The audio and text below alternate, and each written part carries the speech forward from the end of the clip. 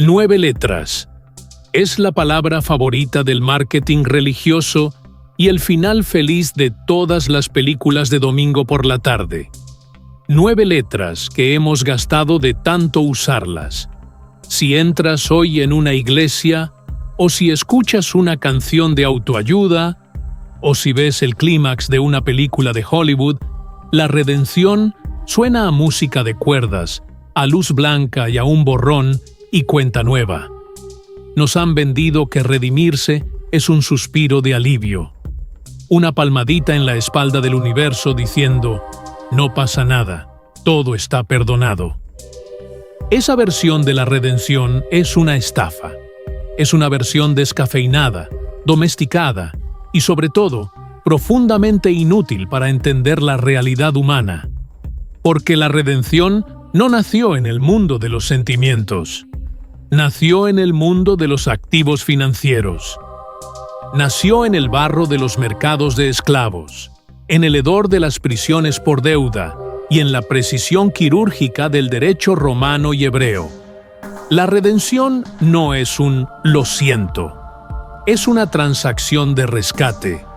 Si quieres entender qué significa realmente que el hombre sea redimido, tienes que dejar de mirar al cielo y empezar a mirar las tablas de contabilidad del siglo I. Tienes que entender cómo se calculaba el valor de una vida, qué pasaba cuando tu nombre era tachado de la lista de ciudadanos y pasaba a la lista de propiedades, y por qué, en el mundo antiguo, nadie era libre porque sí. Hoy vamos a destripar el contrato. Vamos a bajar al griego apolitrosis. Vamos a entender la figura del Goel, y vamos a descubrir por qué la redención, lejos de ser un final feliz y tranquilo, es uno de los conceptos más violentos, legales y costosos de la historia. Si crees que redención es solo perdón, prepárate. Porque el perdón es gratis, pero la redención siempre la paga alguien. Y el precio suele ser prohibitivo. Para entender la redención, primero hay que entender el abismo. En el mundo moderno, si fracasas financieramente, declaras la bancarrota. Hay leyes, hay protecciones. Hay una red que impide que tu cuerpo sea el colateral de tu deuda. En el mundo antiguo, esa red no existía. Imagina que eres un agricultor en la Galilea del año 30. Tienes una pequeña parcela de tierra, una herencia familiar que te define. Pero hay una sequía. Luego viene una plaga. Pides un préstamo a un terrateniente local para comprar semilla. La cosecha vuelve a fallar. Ahora debes el capital, los intereses y los impuestos al César. En ese momento, entras en una espiral de desmantelamiento de la identidad. Primero vendes tus herramientas, luego vendes tu tierra. Pero la deuda sigue ahí. Entonces vendes lo único que te queda, tu descendencia. Tus hijos pasan a ser esclavos domésticos en la casa de tu acreedor. Y si eso no basta, te entregas tú. En el mundo antiguo, la deuda no era algo que tenías, era algo que eras. Tu cuerpo se convertía en la moneda de cambio. Cuando el Nuevo Testamento usa la palabra redención, su audiencia no pensaba en nubes, pensaba en ese hombre encadenado en el mercado, pensaba en la pérdida absoluta de la agencia humana. Ser esclavo por deuda no era solo trabajar gratis, era dejar de ser un sujeto para ser un objeto. Tu voluntad quedaba legalmente anulada. La redención, litron en griego, era el dinero pagado para liberar a un prisionero de guerra o a un esclavo. Era el precio de rescate. Por lo tanto, el primer ADN de la redención no es el amor, es la sustitución. Algo de valor, dinero o sangre, entra en el sistema para que algo de valor, una persona, pueda salir. Si no hay pago, no hay redención.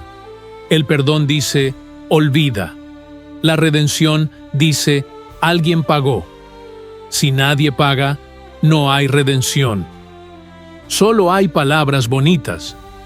Hay, en todo caso, condonación. Pero la condonación es un acto de debilidad del acreedor. La redención es un acto de poder del rescatador. Aquí es donde la historia se pone interesante y nos alejamos del derecho romano para entrar en la psique hebrea. Existe una figura en el Antiguo Testamento que es la clave para entender todo el concepto: el Goel. Traducido comúnmente como Redentor, el Goel no era un extraño benevolente que pasaba por ahí. Era el pariente más cercano. Su función no era opcional, era una obligación de sangre. Si tú perdías tu tierra o te vendías como esclavo, el Goel era el encargado de intervenir. Pero no intervenía pidiendo por favor. Intervenía con la billetera en la mano o con la espada. El Goel tenía 3 funciones: comprar tu libertad, recuperar tu tierra para que tu familia no perdiera su herencia, vengar tu sangre si eras asesinado, el Goel Hadam. Esto cambia la narrativa por completo. La redención no es un acto de caridad hacia un extraño, es un acto de restauración de la familia. Cuando la teología dice que Dios es el Redentor, lo que está diciendo bajo el ADN hebreo es: soy tu pariente más cercano y voy a recuperar lo que el sistema te quitó, cueste lo que cueste. Pero hay una trampa legal en el Goel. El pariente tenía que cumplir 3 requisitos: tener el derecho, ser de la misma sangre, tener el recurso, ser capaz de pagar el precio. Tener la voluntad, querer hacerlo. Recordemos el libro de Ruth, donde el primer pariente en línea se niega porque no quiere arruinar su propia herencia. La redención, por tanto, implica que alguien que no tiene la deuda decide que tu deuda es suya. Es una transferencia de responsabilidad. El Redentor se empobrece para que el redimido se recupere. No es un truco de magia, es un vaso comunicante donde el capital fluye de quien tiene a quien lo perdió todo. Si analizamos el relato de la crucifixión bajo esta lente, lo que vemos no es solo una tragedia religiosa, sino una operación de ingeniería jurídica.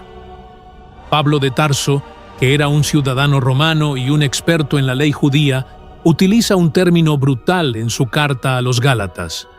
Dice que Cristo nos redimió de la maldición de la ley, haciéndose Él mismo maldición. Para la mente moderna, esto suena a poesía oscura. Para un abogado del siglo I, era lógica pura. La ley era el contrato. Nosotros habíamos incumplido el contrato. La penalización por incumplimiento era la muerte, la esclavitud absoluta. Ahora, imagina el tribunal. El acreedor, la justicia divina o la ley, exige el cumplimiento del contrato. No puedes simplemente borrar la deuda, porque entonces la ley dejaría de ser ley. Se volvería irrelevante. Si un juez perdona a todos los criminales solo porque es bueno, el juez es corrupto, no justo. Entonces, ¿cómo salvas al deudor sin destruir la ley? Introduces un redentor que cumpla los requisitos del Goel. Jesús entra en la escena humana, se hace de nuestra sangre para tener el derecho. Es inocente, tiene el recurso, una vida no endeudada que puede ofrecer. Y decide ir a la cruz, tiene la voluntad. Lo que ocurre en el Gólgota es que la ley cobra la deuda. La cobra por completo. No falta ni un centavo de dolor ni de sangre. Y aquí es donde todo se vuelve incómodo. Porque si la deuda no fue pagada, entonces todo esto es mentira. Pero si fue pagada, entonces tu vida ya no es tuya, porque no la pagaste tú. Y eso significa que alguien pagó lo que tú debías. La redención es el momento en que el contrato es sellado con el sello de pagado, tetelestai en griego, la última palabra de Jesús en la cruz, que era la palabra que los comerciantes escribían sobre una factura cuando se liquidaba el último denario. no hubo perdón en el sentido de olvido. Hubo pago, y por eso la redención es tan sólida, porque no depende del humor de Dios, sino de la legalidad de un pago que ya se realizó. El diablo mismo, o la culpa, o el pasado, no pueden reclamarte la deuda porque el recibo está firmado. Aquí es donde el guión se vuelve incómodo. Aquí es donde dejamos de hablar del pasado y hablamos de ti. Hay una idea muy tóxica en la espiritualidad moderna de que ser redimido o liberado significa que ahora eres un átomo libre que flota en el vacío, sin obligaciones, sin dueño, sin rumbo. Soy libre para ser yo mismo. En el mundo antiguo, eso no existía. Nadie era libre en el vacío. Si eras un esclavo y alguien pagaba tu precio, pasabas a estar bajo la protección y la autoridad de tu Redentor. En el derecho romano, esto se llamaba el vínculo entre el patronus y el libertus. El esclavo liberado, el liberto, llevaba el nombre de su antiguo amo. Tenía obligaciones de lealtad hacia él. Su libertad no consistía en no tener amo, sino en haber cambiado a un amo cruel por un patrón protector que lo trataba como a un hijo o un aliado. La redención no es un boleto para que te vayas a Hawái a olvidarte de todo. Es un cambio de jurisdicción. Si fuiste redimido del reino de las tinieblas, ahora perteneces al reino de la luz. Sigues estando en un reino. Sigues teniendo un señor. La diferencia es el carácter del dueño. El primer dueño, la culpa, el pecado, el sistema de méritos, te consumía. Te exigía más de lo que podías dar y te pagaba con la muerte. El nuevo dueño, el Redentor, dio su vida por ti. Su autoridad no se basa en el miedo, sino en el hecho de que Él ya pagó tu precio. Por eso, cuando los apóstoles escriben, se llaman a sí mismos esclavos de Jesucristo. Es una provocación. Están diciendo, somos las personas más libres del imperio, porque pertenecemos al único dueño que no nos explota. Si tu redención no te ha llevado a una nueva lealtad, entonces no has sido redimido, solo has sido suelto. Y en el mundo espiritual, como en el mundo antiguo, una persona suelta sin protector es una presa fácil para el siguiente depredador que pase. Demos un salto del derecho antiguo a la psicología moderna. ¿Por qué necesitamos el concepto de redención incluso si no somos religiosos? El cerebro humano tiene un mecanismo de contabilidad moral. Cuando sentimos que hemos hecho algo malo, nuestro sistema límbico activa una señal de deuda. Sentimos que debemos algo. Por eso usamos frases como «tengo que compensarlo», «¿cómo puedo pagar por lo que hice?» o «no siento que merezca ser feliz». La culpa es, neurobiológicamente hablando, una deuda impagada. Y aquí es donde el perdón terapéutico a veces falla. Si alguien te dice «perdónate a ti mismo», tu cerebro a menudo responde «¿con qué autoridad? ¿Dónde está el pago?» La balanza sigue desequilibrada. La redención ofrece una solución estructural a la psique. No te dice que lo que hiciste no importa. Te dice que lo que hiciste fue tan grave, que costó una vida, pero que esa vida ya fue entregada. Proporciona al cerebro el recibo de pago que la lógica de la justicia exige. Por eso las personas que experimentan una verdadera redención muestran cambios de personalidad mucho más profundos que quienes simplemente intentan olvidar. La redención reconoce la deuda, la valida y luego la liquida. Solo cuando la contabilidad mental llega a cero, el sistema nervioso puede salir del estado de alerta, culpa, y entrar en el estado de reposo, paz. Sin redención, pasamos la vida tratando de hacer pagos parciales a nuestra conciencia. Hacemos buenas obras para compensar las malas. Intentamos ser mejores personas para ver si el saldo se equilibra. Pero el saldo nunca se equilibra, porque el interés de la culpa es infinito. La redención es el aviso de cierre de cuenta, es decirle a tu sistema nervioso: la deuda ha sido comprada, deja de intentar pagarla tú. Hay un detalle en el ADN de la redención que solemos pasar por alto: las marcas del pago. En el relato de la resurrección, Jesús conserva las heridas de los clavos. Esto es extrañísimo. Si tienes un cuerpo glorificado y perfecto, ¿por qué conservarías las cicatrices de una tortura? La respuesta está en la naturaleza de la transacción. Las cicatrices son los documentos de la redención. Son la prueba física de que el precio fue pagado. Un redentor sin cicatrices sería un redentor sospechoso. Sería alguien que habla de libertad, pero que no conoce el costo de la esclavitud. Esto redefine lo que significa la fuerza. En nuestra cultura, el redentor suele ser un superhéroe que llega, golpea a todos y se va sin un rasguño. Esa no es la redención bíblica. La redención bíblica es un redentor que se deja herir para que el golpe no te caiga a ti. Es una fuerza que se expresa a través de la vulnerabilidad asumida. Esto tiene una aplicación directa en cómo tratamos a los demás. Si hemos sido redimidos por alguien que se dejó herir por nosotros, nuestra forma de redimir situaciones a nuestro alrededor no puede ser a través del poder bruto. Redimimos cuando estamos dispuestos a absorber el costo del error de otra persona. Cuando alguien te insulta y tú no devuelves el insulto, estás redimiendo la situación. Estás absorbiendo la deuda del otro para que el ciclo de odio se detenga en ti. Cuando alguien te falla y tú decides mantener la relación a pesar del costo emocional, estás actuando como un Goel. La redención es la única fuerza capaz de detener la entropía moral del mundo. Sin redención, el mundo es solo una cadena infinita de deudas y venganzas. Alguien tiene que decir: yo pago esto. Finalmente, hay que entender que la redención tiene un alcance cósmico. No se trata solo de que tú vayas al cielo.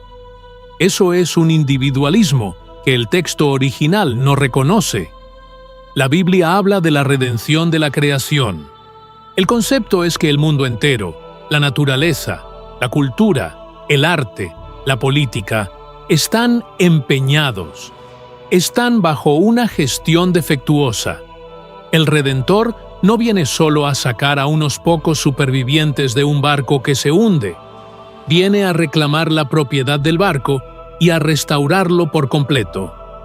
Esto significa que el trabajo de una persona redimida es empezar a redimir su entorno. Redimir el arte es sacarlo del servicio del ego y ponerlo al servicio de la verdad.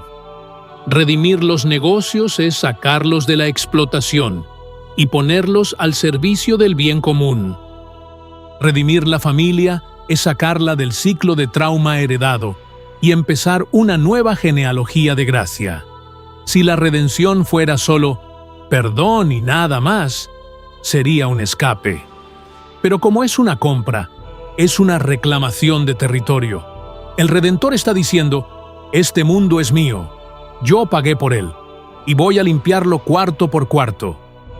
Quod scripsi, scripsi, decía Pilato sobre el título del rey. Lo que está escrito, escrito está, dice la redención sobre tu deuda.